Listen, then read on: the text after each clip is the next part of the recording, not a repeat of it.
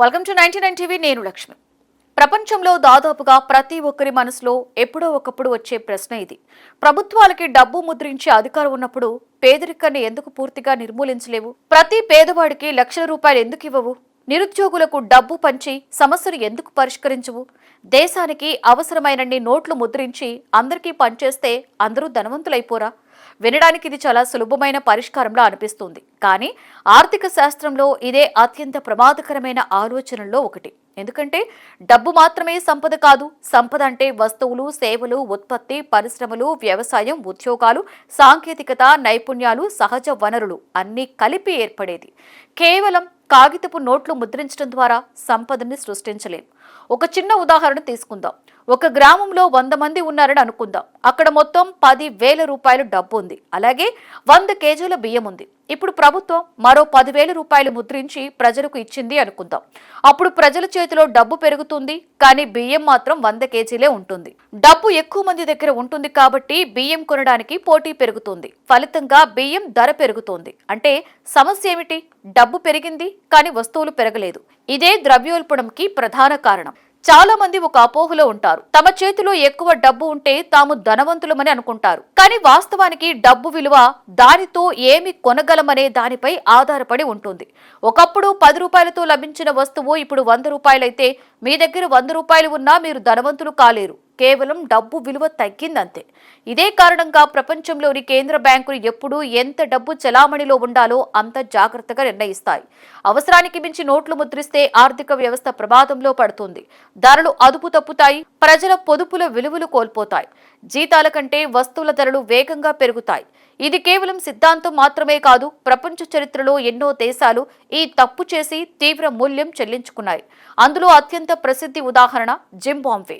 Africa ఖండంలోని Zimbabwe ఒకప్పుడు వ్యవసాయ పరంగా బలమైన దేశం. కానీ ఆర్థిక సమస్యలు పెరిగిన తర్వాత ప్రభుత్వం విపరీతంగా డబ్బు ముద్రించడం స్టార్ట్ చేసింది. ప్రభుత్వ ఖర్చులను తీర్చడానికి కొత్త నోట్లు ముద్రించింది. మొదట్లో సమస్య కనిపించలేదు, కానీ కొంతకాలానికి పరిస్థితి పూర్తిగా అదుపు తప్పింది.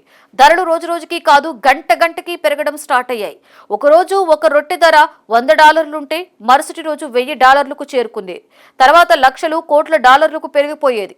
ప్రజలు మార్కెట్కి డబ్బు సంచులతో వెళ్లవలసిన పరిస్థితి వచ్చింది. జింబాబ్వే పరిస్థితి ఎంత దారుణంగా మారిందంటే అక్కడ ప్రభుత్వం ట్రిలియన్ల విలువైన కోట్లను ముద్రించవలసి వచ్చేది. ఒక దశలో 100 ట్రిలియన్ జింబాబ్వే డాలర్ల నోటు కూడా విడుదలైంది. కానీ ఆ నోటుతో కూడా కొన్ని అవసరమైన వస్తువులు మాత్రమే కొనగలిగేవారు. ప్రజల జీవితకాల పొదుపులు క్షణాలలో విలువ కోల్పోతాయి. బ్యాంకుల్లో ఉన్న డబ్బు పనికిరాకుండా పోయింది. ఉద్యోగులు జీతాలు తీసుకున్న వెంటనే ఖర్చు చేసేవారు. ఎందుకంటే కొన్ని గంటల్లోనే ఆ డబ్బు విలువ తగ్గిపోయేది. జింబాబ్వే మాత్రమే కాదు, జర్మనీ కూడా మొదటి ప్రపంచ యుద్ధం తర్వాత ఇలాంటి పరిస్థితిని ఎదుర్కొంది. వెనుజులా కూడా అధిక ద్రవ్యోల్బణంతో తీవ్ర సంక్షోభంలో చిక్కుకుంది. ఈ దేశాలన్నింటిలో ఒకే తప్పు కనిపిస్తోంది: ఉత్పత్తి పెరగకుండా డబ్బు సరఫరాను విపరీతంగా పెంచడం. అసలు ఒక దేశం ధనవంతం కావాలంటే ఏం చేయాలి? నోట్లు ముద్రించడం కాదు, ఎక్కువ ఉత్పత్తి చేయాలి, పరిశ్రమలు ఏర్పాటు చేయాలి, వ్యవసాయ ఉత్పత్తి పెంచాలి, కొత్త ఉద్యోగాలు సృష్టించాలి, ప్రజల నైపుణ్యాలను పెంచాలి, ఎగుమతులు పెంచాలి, సాంకేతిక రంగంలో అభివృద్ధి సాధించాలి.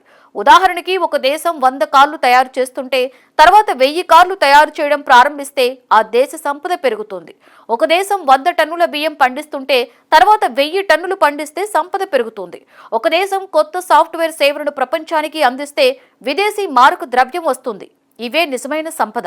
కాబట్టి పేదరికాన్ని తొలగించే మార్గం డబ్బు ముద్రించడం కాదు, ఉద్యోగాలు సృష్టించడం, ఉత్పత్తి పెంచడం, విద్యను మెరుగుపరచడం, ఆరోగ్య సేవలను అందుబాటులోకి తేవడం, ఆర్థిక అవకాశాలను విస్తరించడం. అందుకే ప్రపంచంలోని ఏ అభివృద్ధి చెందిన దేశము పేదరికాన్ని నిర్మూలించేందుకు నోట్లు ముద్రించే మార్గాన్ని ఎంచుకోలేదు.